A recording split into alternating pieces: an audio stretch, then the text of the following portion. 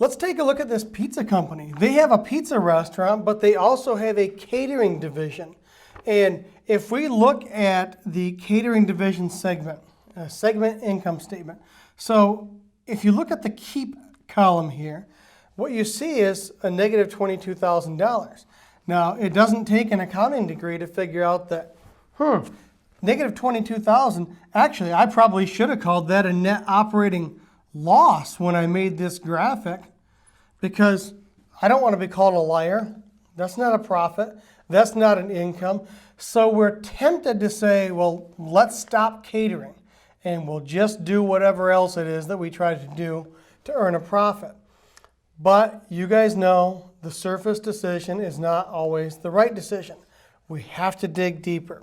So let's look at what would happen if we eliminated this segment.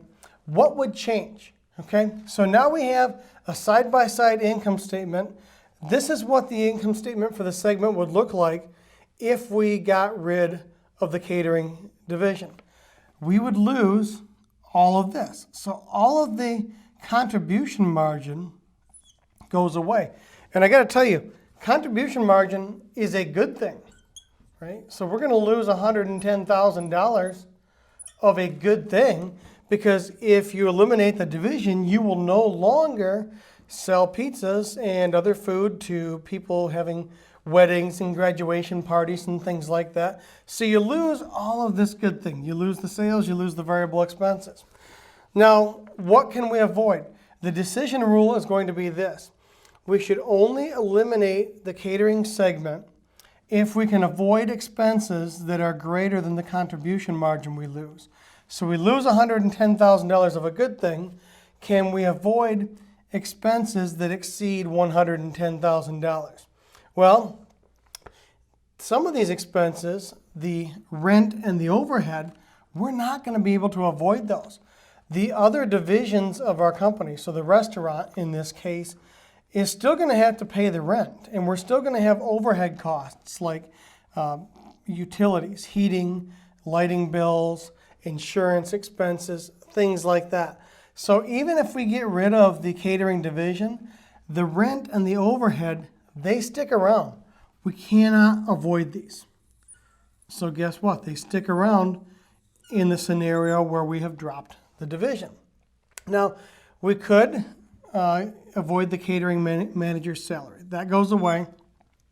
So certainly can take a look at this $50,000. That's an expense we would avoid. And it doesn't make much sense to advertise for something that we no longer offer to our customers. So we can also skip the advertising expense.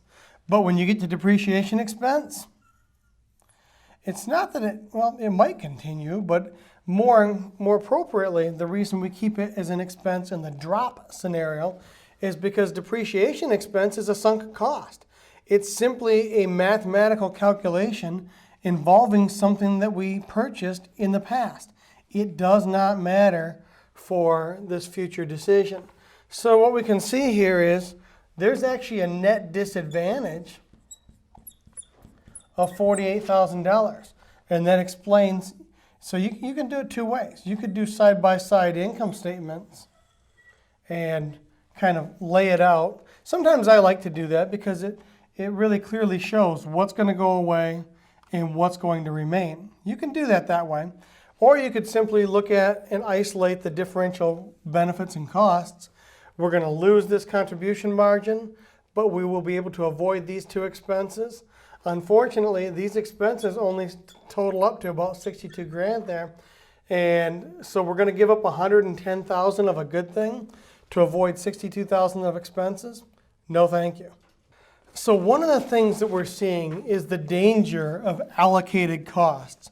In particular, the allocated rent and the allocated overhead in this particular example. It's tempting to think, oh, if we get rid of this division, then we won't have this $20,000 of rent, as an example. But the fact is, the company as a whole will have that $20,000 in rent. It's just going to be spread out among the remaining divisions. Your landlord isn't going to accept less rent payment if you're using the same space, even if that space is not fully utilized to its capacity. So what we have to do here is we have to understand that allocated costs, the danger here is that we treat them as avoidable when they really aren't in the big picture. So also think about this. Don't forget to assess opportunity costs, because if we choose to eliminate this segment, we might be able to use some of that capacity to do something else. And if there's a value, if there's a benefit to that something else, then certainly that could change the decision. It might make sense to eliminate the segment if the opportunity cost is significant enough, if there's that kind of benefit that we could get from doing something else. And don't forget about the qualitative, the non-financial factors. Even if we were to perform our analysis and the analysis suggests, you know what, we would be better off financially if we eliminate that catering division, if there actually was a financial advantage.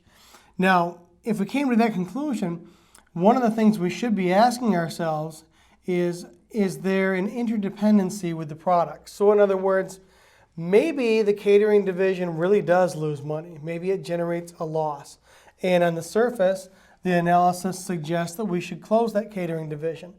But is it possible that customers that know about our company because of catering, they go to a wedding or a birthday party or graduation party, and they eat this pizza at that party, and then they think, well, next time I need pizza, I know where I'm going to get it when I'm at home. So it could be that the catering division is doing something to support the restaurant division of this company. Always need to consider those qualitative, non-financial factors to make sure that we are making a fully informed decision. One of the ways that I like to depict financial performance that potentially can get rid of those dangers of allocation is what's called a segment contribution income statement. Look at what we're doing here. What we're basically saying is we've got the restaurant division, the catering division, and then we combine the two over here. And if there are expenses that we can trace directly to one of those divisions, we're going to do it. So salaries expense, apparently there's no salary for the restaurant, but there is for the catering division. Depreciation expense for each division. Supplies expense specifically for those divisions. And so what we see is now we have this segment's contribution to the overhead of the entity, and then we can put these expenses here that we otherwise would allocate. So all of these expenses that we have listed here as indirect, these would have been candidates for allocation in another presentation if we were allocating overhead. But instead of allocating, what we're doing is we're presenting these in their full amounts. And what we're doing is we're saying, okay, let's figure out what each segment is contributing. So the restaurant division contributes 120, the catering 130 on a combined basis, that's 150. Our total indirect expenses are 50,000. So that boils down to an operating income here of $100,000. I actually like this presentation better than allocation in a lot of scenarios, because what it does is it really allows us to highlight the avoidable costs and the differential benefits for each particular division. I know that depreciation is a sunk cost, and so there's a little bit of maybe murkiness there. But the reality is this: if we get rid of the catering division, we would lose all this gross profit, we would avoid the salary expense, we would avoid the supplies expense, and we wouldn't earn this contribution to overhead.